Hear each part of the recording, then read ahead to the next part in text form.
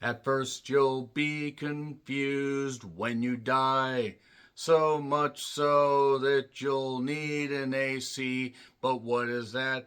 That's your afterlife coordinator that'll guide you through this time. You have 1 week to decide where you'll spend the rest of your afterlife. Will you spend it on the beach? Will you spend it up in the mountain breeze? Will you spend it up in space? Or will you be sent into the void? As for a woman named Joan, she must decide if she'll go with the love that she never knew in Luke, or will she decide to go with Larry that gave her 65 years, the best time of her life? And Joan must decide who she will spend eternity with. If she doesn't decide soon, it will be totally eclipsed. It's an eternity that can go by in a snap of a finger. It's an eternity, and that's a new A24 flick. Eternity comes to us from writer-director David Freyan and writer Patrick Cunang. And you can check out the respective IMDb pages for the full listens of their work, and this basically centers around who would you choose if you were basically forced to decide who you spend eternity with. You have 1 week, shrieking bare naked lady noises, to basically figure out, hey, do you go with what you know? Do you go with what you thought you might have known? What decision basically will you make? What is on your mind? What do you feel in the depths of your soul? So after an opening that gives us this jump into the eternity, which is basically just like a series of buildings, almost like an apartment or hotel complex, we center around younger versions of the characters after this opening. We have Miles Teller, who plays Larry, Elizabeth Olsen, who plays Joan, and since they were together for 65 years and they die very close together for reasons I'll go to in spoilers, it seems pretty much in lock, basically, that they are going to end up together. They just have to decide where they're going to go. The beach, space, the mountains, a neighborhood like the one that they were at, whatever. And there is something called an afterlife coordinator, an AC. Thankfully, Larry has Anna, played by the very gifted, very funny, and uber talented Divine Joy Randolph, who is so good. The Holdovers was a fucking breakout role for her. That's essential Christmas viewing. Please check that out. By the way, the reason I'm able to review this about 2 weeks before it comes out nationwide is because this was a Regal mystery movie, and I'm glad, because I thought that this was going to end up being Now You See Me, Now You Don't. I also thought it might have been The Rental Family, which I will be seeing as well after Wicked for Good. But I got to see Eternity, and more people that are in this. Callum Turner, who was in Emma, as well as The Boys in the Boat, which was another mystery movie that I actually skipped out on. Nothing against him. I just didn't particularly care about it. You also have John Early. You have Olga Moretz, who is the abuela in In the Heights, a terrific musical. And also Betty Buckley, of all people. Yes, from Carrie and from various other films. So this actually is a well-formed cast, I will say that. So Eternity, as far as a non-spoiler, that's pretty much it right there. If you've seen the trailers, then you might have an idea where this thing's going. Basically, Elizabeth Olsen's Joan is thrown a curveball when there is a love that she had before Larry, but he died in the Korean War. And his name is Luke. Use the Force Luke. Played by Callum Turner. By the way, terrifically by Callum Turner. Really good role here for him. And he's there, and Larry's there. And basically, once Joan comes along, it bubbles up a lot of feelings. A lot of feelings that have stuck around. And this world basically has it where after a week, you must decide, unless you can get a job working in this apartment, hotel complex, mezzanine thing, office building deal, You can either become an afterlife coordinator, or you can start doing, you can do remedial work and still do things and have a job where you're able to just do things. Oh, and by the way, once you choose your eternity, there is no going back. Or you're sent into the void, motherfucker. Unless plot armor exists. Okay, so it sounds like I probably should get into how I thought about this. I had a great goddamn time with this. I thought it was hilarious. I thought it was moving. I thought even with the plot conveniences and some of the points that was like, okay, wait, we were supposed to be like this, and nope, let's just go over here and let's just have certain things happen. Admittedly, the last moments are a bit rushed, and you could argue maybe a little bit too convenient. I'll talk about why in the spoiler section. But I actually had a great time with this. It may make you tear up because you will wonder, hey, could I have had a really good life with this person that I had always wondered about? Or should I go with the person that gave me the best years of my life? Like, that's really a decision a lot of people would have, regardless of your gender, regardless of your preferences, regardless of regardless of how many relationships you did or didn't have, and also how pining for somebody maybe doesn't always end up working out the best, maybe not as well as you thought, and maybe these memories are better off left alone. Maybe you're better off alone. So anyway, yeah, that's pretty much it for Eternity. I'm going to get the spoilers in theaters in just a couple weeks. Perfect for the holiday viewing. 3, 2, 1, spoilers. So, we go to the beginning, which is probably a good thing. We have an elderly couple arguing. Betty Buckley plays the older Joan, by the way.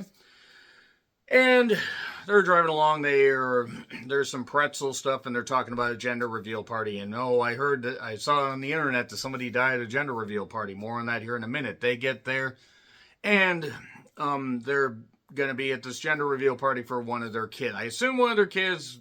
I think one of their kids, maybe one of their grandkids. I'm not actually sure. They're kind of old. And unfortunately, Larry ends up choking on a pretzel. One of the last things he sees is a photo of Joan and her first husband, Luke, before they went off to war. Or before he went off to war. She didn't go off to war. She's still very much alive. Luke died, by the way, just in case that wasn't obvious. And so Larry ends up, boom, instantly there. And he sees this one kid that's like in this oversized suit. Bet you didn't see that coming. And at first, Larry is confused, and then he starts to put it together once Anna really, gives him the lowdown, shall we say. Not lowdown, like Chaz and D'Lo Brown with Tiger Ali Singh managing them. That's deeply confusing for anybody that's a non-wrestling fan. But essentially, she comes up, she basically talks to him about stuff, and your wife and stuff like that once she comes along, but you only got a week. If she doesn't pass in a week, then that's basically it. And I guess time works the same in Eternity, or this holdover area, whatever it is, the afterlife. And also, Ryan, played by John Early, is a competing afterlife coordinator. We find out why here in a bit. Larry ends up talking to a bartender that is so obviously Luke. They don't end up coming right out to say it, but it's him. And he talks to him about stuff. Oh, it's just, he's not used to this. It's going to take some getting used to. And then suddenly Joan ends up passing away because Joan unfortunately had cancer. And she had her family there for the last moments of her life. And by the way, maybe time moves a little bit faster or a little bit slower in, the afterlife here, because I think it was a number of weeks or so before she passed. She was surrounded by people that she loved, but Larry wasn't there, and Larry even wanted to set up the room and stuff like that for Joan and make sure that she had the room exactly as it was, because he always wanted to make sure she was happy. More on that in a minute. And then she wakes up. Elizabeth Olsen, by the way, had really classy look in this, like classic look as far as tying into something that's a little bit, revealed a little bit later on, but really good stuff. Elizabeth Olsen has a nice mix of awkwardness and good humor here. And basically they are just, they're happy, that they're back together, but she also sees Luke. And that creates a thing where, oh my God, Luke had waited 67 fucking years. 67 years for this shot. And that's where really the curveball gets thrown. So Ryan is trying to maybe get the 67-year long love waiting, that kind of stuff, get them together, while Anna is trying to get Larry and Joan to stay together. The idea, you must choose your particular reality. Also, you're not supposed to go through any red doors, because if you go through any red doors, then you're going to be sent into the void. What is the void? It's nothing. That's what the void is. The void also is a 2010s horror movie that I've been meaning to watch. They had weird triangle people that actually, or triangle hooded people that weren't Klan members. But that being said, no takebacks. You have to go do this unless convenient plot armor is utilized. So through this, we get them interacting with each other. We obviously have jealousy between Larry and Luke, Luke and Larry, not Leisure Suit Larry or Leisure Luke Larry, as it were. And Joan obviously is a little bit torn because, always wondering what would have happened. She got to have a great life with Larry. They had kids. Those kids had kids of their own, so they had grandkids. 65 years and a lot of great stuff. But, there's always that what if. Always that what if. And that's what this movie plays off of beautifully. So, as they're interacting, and Miss Randolph, fantastic. Fan-fucking-tastic every time she's on camera. She does some really good stuff. So, basically, Luke was working at the bar just on the off chance. Who knows if Joan was ever going to come along, but he wanted that shot. And that is pretty romantic. Larry does also have an in because even though he's not perfect, and, some people say Luke's perfect. No, he's not perfect. He says he's not perfect. There's positives on both sides, and Joan must decide to choose. So, essentially, a decision is made. Instead of just choosing one reality or one eternity, she can choose two. Meaning, she can go with one, and then go with the other, and then decide. She goes with Luke first. She goes into the mountains. I swore it was Mount Baker, but I don't actually think it is. I just thought I recognized some of the locations, but I'm probably wrong because I'm a Pacific Northwest nerd, because I live here. And they're interacting. Nice cabin in the woods, all that. No giant hand coming up and doing that, but things are good. And also, there's an archive room. It's like an archive building, and basically it's seeing memories and stuff like that. Revisiting stuff. Seeing what happened with Larry, or not seeing what happened with Luke and stuff like that, things being good, and then him going off to war. And she had mentioned that she had waited at the docks and everything. But then the last memory shows that basically Larry had proposed on the docks. Larry had come into her life after it was obvious, after waiting for a while, hoping they got it wrong, that Luke was not going to come back. Luke wasn't very happy about that because he felt that Larry infringed or used her grief and that kind of stuff. That wasn't it. He was there. It wasn't that Luke abandoned her. Luke died. When you're really dead, you can't come back. Not until the device is complete, at least. But it's currently under patent review, so shut up. Can't tell you anything else. Whole point is, jokes aside, Luke's a little bit upset, but more often than not, those things go swimmingly. Then she decides to go with Larry, where they're at a chaotic beach. Things are a little bit out of control, that kind of stuff, but they just want to have a good life, and Larry just wants to make her happy. Ultimately, he does just want to make her happy. Also, he wrote a letter that was almost like an itemized thing of like planning stuff out, but he just wanted to make sure that she was okay. But taken out of context, it seems a little bit rough. Oh yes, and Luke also reveals that he slept with a few other women and a couple other guys during this interim time of being in the afterlife, which I guess you can do. I guess there's no cheating in the afterlife. I don't know. There are a few things that they included where I kind of questioned something, but by this point I was invested. And Olga, as Karen, a lifelong friend of Joan's, gets introduced here, and you basically can, your age, what you look at, what you look like here in the afterlife is what, when you were your happiest. Well, Karen's like 72, and she said, well, after my husband died, I, went and had a 3-month fling with some woman because it turns out she was really, really gay, but then she had to closet herself again because she had kids to take care of and grandkids to take care of, I guess. It was funny. It was a bit odd they threw that in there, but whatever, it's fine. Oh, yes, and also Anna and Ryan apparently were together for a bit and then decided to get back together later. I don't know, but basically she's made her decision. She spent time with Luke in the mountains. She spent time with Larry on the beach, having all these discussions. And Larry kind of fucks some things up because I don't want to say it's entitlement, but it kind of partly is. And I totally get where he's coming from. But I also totally get where Luke's coming from. But it is ultimately Joan's decision. It's not like she doesn't have a say in this. She decides, and we got about 30 minutes left, I think, of the movie at this point. She decides to choose neither of them. She's going to go off to Paris World. She's going to go off with Karen. And then, Larry and Luke are drinking and having fun and joking around and everything. And that's actually what Karen and Joan were doing before she decided to make this decision.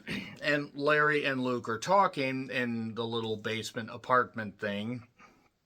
And he says, when we had our second child, when we were going to have our second child, you're not supposed to drink when you're pregnant. She had a little drink or whatever, and she had the biggest smile on her face. It's like we were a little team. And slowly he realizes, you know what? I got to have all this with her. It's time for you to have a chance, Larry. It's time for you to have a chance. Or Luke. Larry says it's time for Luke to have a chance. So he gets Joan off the train and basically says, your hair, you grew it out. That's how you had it with Luke. That's when you were your happiest. Because she cut a little bit, either right before or right after she met Larry, and says, you should go with Luke. I got to have you. You should go where you're happiest. So she does. And she ends up going off into the mountains. Everything's good. Kind of reminds me of that alternate ending you get if you leave if you abandon the fight with Necklord and you just go and spend time in a cabin and it ends. Yeah, I tried that ending. It wasn't very satisfying, so I decided to play it again. Nobody who has played Suikoden 2, or who has not played Suikoden 2, whatever. You know what I'm saying. Whole point is that she's spending time with him. Things are good. But she also realizes that it wasn't always cracked up to be. And maybe they would have been happy. Maybe they wouldn't have. But that time had passed. Even though he waited those 6-7 years and he is a really good guy. It just wasn't it. So now she's got to find a way to go back. This is where things get a little bit plot armor convenient. Maybe a little lot sappy and a little bit, again, convenient. But Luke decides, you know what, I do care. I'm happy here, but if you really want to go back, let's do a distraction thing. There was a guy named Merrick, I believe was the guy's name, that had the archive tickets and stuff like that, like old carnival tickets, but he also had a key, because you're not supposed to go through the red doors unless you have a key. And unless you work for the people. So basically, she'd been going and doing this archive stuff and seeing this stuff with Larry, and that's why she decided to make that decision. So Luke does something to distract. She gets in there, she gets the key, gets in there, goes in the door, and is going through this hall of like really disturbed memories of like people that are in the void, that are reliving the worst parts of their lives. And then the police get her, and oh my God, this is ridiculous. This is just, this is so bad. This person can't be here. They chase after her. She gets into the house after crawling out of the washer. This is where A24 definitely takes over with the weirdness. She gets up into the house. She gets to where her older self is about to die. She crawls under the bed, manages to just get on some train tracks. Again, A24. And she manages to get back to the train station. She ends up running into Anna and Ryan, who are like, well, shit, you're not supposed to be here. Go over there. And she hides. And then she says, I need to know where Larry is. Anna's excited. It's not even that Ryan's upset. He's just like, well, I tried. But Anna is like, okay, he's here. This kind of stuff. This is where he is. He's working at the bar. Doing the same thing that Luke did. And there was a character, I'm actually trying to remember what the character's name was. Really beautiful actress. But anyway, she was doing some work. She was hitting on Miles Teller before, and now she's like, oh, I could take you to this attorney. Like she's a call girl of the afterlife or whatever, or lady of the evening. And she says that she made her decision. Joan did. He recognizes her voice, turns around, says, well, you're not supposed to be here. I realized, what was important.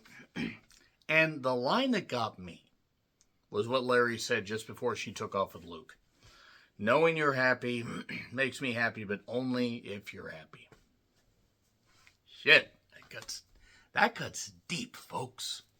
So she goes with Larry.